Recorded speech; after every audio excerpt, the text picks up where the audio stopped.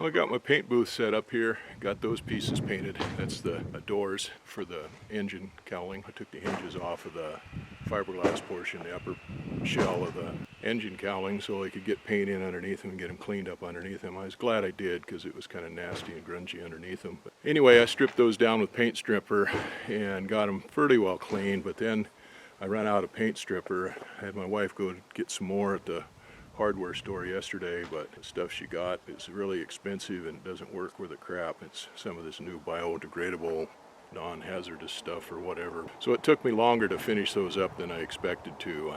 I got them done, scratch sanded them down with some 320, made up a paint booth here, hung them up and painted them. I took some 3/32 welding rod and run down through those hinges so I don't get paint where the hinge pin goes, so I can get the hinge pins back in there when I get ready to put them on. Kind of a challenge doing those today because, like I said, the weather's changing and it's starting to get a little blustery, and the big panels are moving back and forth. It's kind of hard to keep a consistent distance away from them when I was putting the spray on, and a couple times I just had to quit, hold up, and waited till the wind quit. I got them in white. That's the primer, PPG primer, whatever the new stuff is, or at least it was new when I got it. Might not be new anymore. So I was hoping I could get them finished today. I was figuring I'd let those flash off and then go ahead and mix up the finish coat, the yellow top coat. But then I got thinking about it. I got to rivet those hinges back on that upper engine cowling before I put the finish coat on them so that the rivets are painted too. So we had 3 really nice days this last week. Like Friday it was up almost to 75 degrees. I was out for a while sanding on these things and just a t-shirt, and I got my arm sunburnt. Cooled off a little bit yesterday. It wasn't quite so warm. It was a little blustery. The weather was starting to change, but it was still pretty nice. I went and dug out one of my summer weight chambray shirts to wear working instead of my heavy flannel shirts like I've been wearing. But as the forecast said, it cooled off and we're getting some rain now. We're supposed to get rain for a couple of days, and the temperature's only going to be 45 in the daytime. So that's quite a difference from 75 to 45, the highs. I took these hinges off so that I could get paint all the way around them, get them cleaned up, and get them painted.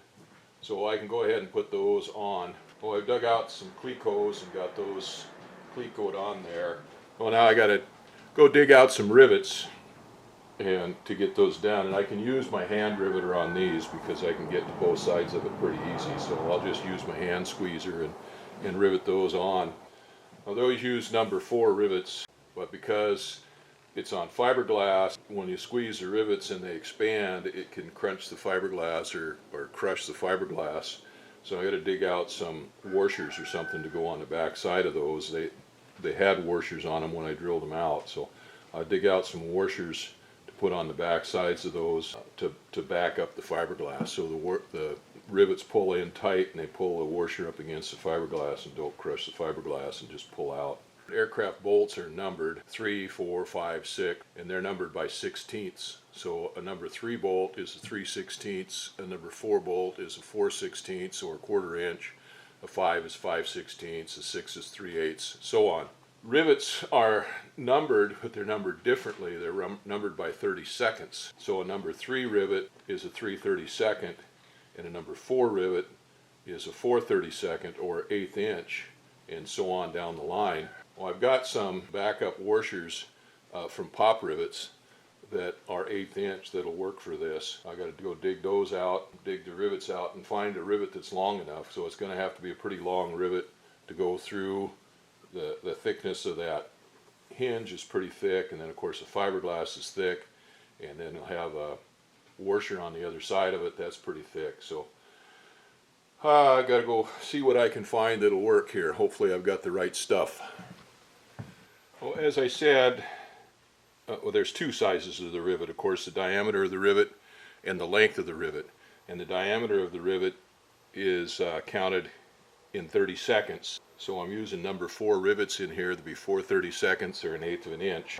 And the lengths of the rivet are measured in 16ths. So a 6 would be 6/16 or 3/8. That wasn't quite long enough, so now I've got a number 7 rivet. And that's the right size for this. Now I tried using my hand rivet setter for this, but the yoke on it was not deep enough to go over this flange right here and do it, so I had to dig out my air gun, and I've got to set the rivets with a gun. A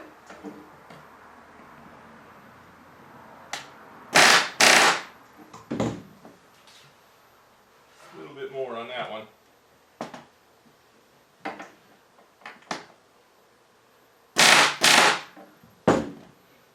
That's better. I guess I could bring that stuff over here and set it on the bench, on the platform, and work on it rather than walking back and forth to the bench every time. This thing is just a little bit too big to work on it on my workbench. So.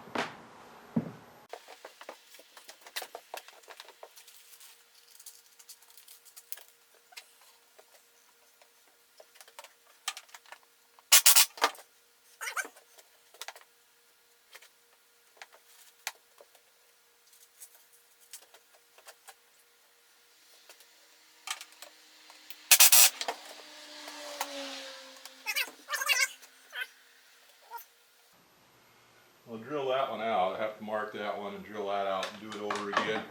But I'm going to leave it in there for now to hold everything, to hold it together. I'll take that other cleco out and do this hole.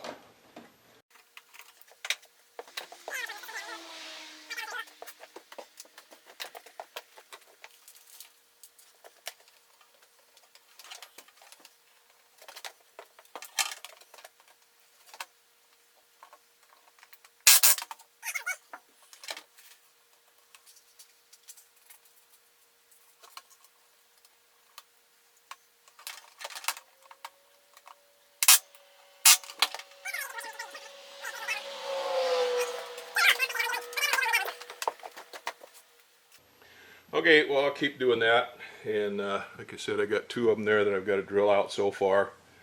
The rest of them are pretty good. Now the end one down there, I'm probably going to do it backwards. I'll put a flathead rivet on the back side and rivet it from this side, because that one sits against the cowling and I don't want it rubbing in the cowling, in the boot cowl. So I got those hinges back on there. I did this side. I didn't make any mistakes at all on it. I did 3 rivets on this side that I boogered up, and I drilled those out and redid them and got them in there right. And then on this end here, on the end, I wanted to use a flathead rivet in here because this rubs up against that boot cowl up there. It overlaps the boot cowl. And I tried a number 4 rivet on that, but the holes in here were just a little bit too big for a number 4 rivet, and I should have drilled it out for a number 5 rivet, but I didn't have any flathead number 5 rivets. So what I did is I went ahead and took 2 of those, well, 1 on each side of these washers that I used on the underside here. I used these washers in here on these rivets so they wouldn't put too much pressure on that fiberglass. That already went into countersink. I don't want to order a number 5 rivet and have to wait for it, so I just took the number 4 rivet and I put that washer on it, squeezed it out like that, and that squeezed it out to fill that hole in pretty good. And I've got the washer on there to hold it down, and so that's not too bad. So anyway, that is all done.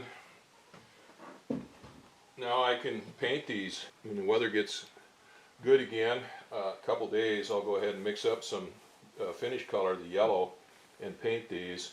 And then this one here, I'm going to paint it flat black up on top here, so it matches up with the boot cowl and slows down or stops any reflection off of the cowling into the cockpit when I'm flying on a sunny day, which doesn't happen very often. Well, I took the pins out of these. I put welding rod, 3/32 welding rod in these to keep the holes from filling up with paint. And of course the pins, the welding rod got paint on it, so I had to work it out of there.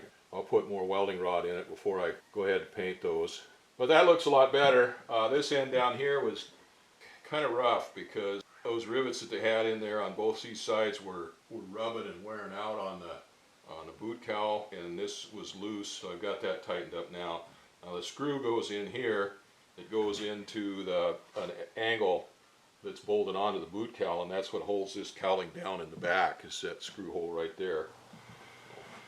And we got another nice day today. Not near as nice as it was last week. A little cloudy, kind of threatening to rain a little bit. It did get up to 60 degrees, which is higher than what the forecast said it was. Well, anyway, I decided to go ahead and come out and try to paint this stuff. Come out and set my paint booth up again and squirted a coat of paint on everything. I got the doors and I did the cowlings, and it didn't quite turn out as good as I'd hoped. The doors are okay, but the cowlings were just lousy. I wound up getting some lacquer thinner and washing them all off, washing all the paint off of them. These bugs came out now, and for some reason that paint just attracts them to it. There's a few bugs, mostly on the other side of these doors, but they're little gnats, and they're not too bad to sand down or sand out. Those cowlings over there,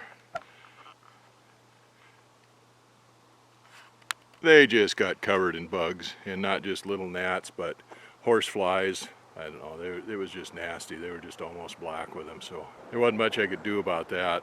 Had wings in the paint and feet in the paint. And anyway, that didn't work out. So I took the lacquer thinner and washed them all down, got all the paint off of them. We'll try to figure something else out. I'll see if I can set up kind of a paint booth or something to get in so the bugs can't get in there to them. Like I said, the doors turned out okay. I got paint already mixed up, so I'm going to try to put another coat of paint on those, although they look really good already. I've already got the paint mixed up, so I got to do something. I got those two cowling pieces all washed off, all the paint off of it. That kind of makes you sick when you do that, because the paint was beautiful on there until the flies and the bugs started getting on it. But anyway, I got those washed off, and then I went up and dug out these panels. When I painted the airplane, did the fabric work on it and everything, I brought it down here in the hangar and I built this paint booth for it. And when I got done, I took it all apart and put it up underneath the cover where I could save it for in case I need it again. So we went up and dug those panels out of there and brought them down, put them together. But I just put 4 panels together with one piece on top. I'd made that 3 panels to each side, so there was 6 panels, and then 2 end panels, and then 3 top panels. But I didn't want to get all of them down here. I thought maybe just one little box like that would be enough. But it's pretty marginal in there. It's not quite big enough to do both of those cowling pieces at a time, but we'll make do with it. Well, I thought those 2 door halves, the 2 doors, turned out pretty good. Minimal bugs in them, but the longer we went there, the more bugs got on there. I decided to go ahead and put them in that booth and paint them first before I tried doing these cowling halves, because that paint on there was ready for the second coat. Hopefully that'll keep the bugs off of it. Boy, it's hot in there.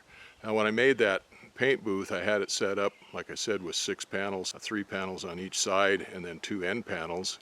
And the one end panel had a filter in it, and then the other end panel, which is on here now, that had a cutout in it, and I put a fan in there to suck the air through to keep the overspray down.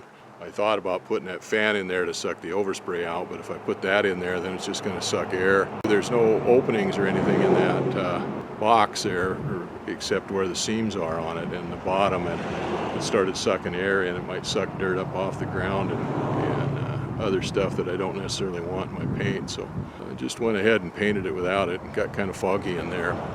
I'll let those 2 door panels flash off now. I'm going to do some more prep work on these cowling panels now that I've washed them down with some lacquer thinner. There's a couple spots on there that I can go over again with some sandpaper and smooth out a little bit. I'll take my time on them a little bit more instead of trying to rush through it. That paint booth worked a lot better, no more bugs. I got the 2 doors done with their second coat. I'd cleaned off as much of the bug stuff as I could, got it down to the level of the paint, and then painted over with the second coat of paint, and it turned out really nice, except up there along the hinge where I got too much paint on there, trying to make sure I got it on both sides of the pins on the hinges there. Anyway, both doors look really good now. I took the lower cowling out there after I got the doors out of the paint booth. I got 2 coats of paint on it, so it's finished and it looks really good, but it's getting late now. I ran out of paint, and it's after almost 7:30, so I don't want to mix any more paint up tonight, and it's going to take an hour for that thing to set up enough that I can move it. By then it'll be getting pretty late. I don't want to mix up any more paint tonight. The pot life of the paint's only about 4 hours. Had a couple little chips in the gel coat here on this upper cowling on the nose. I went ahead and mixed up some lightweight body putty and filled that in and sanded that down, got that smoothed out. And then the lower cowling had a groove in it in one spot where somehow it got out against the prop spinner or something, and it got a little groove in it. So I put some body putty in that too.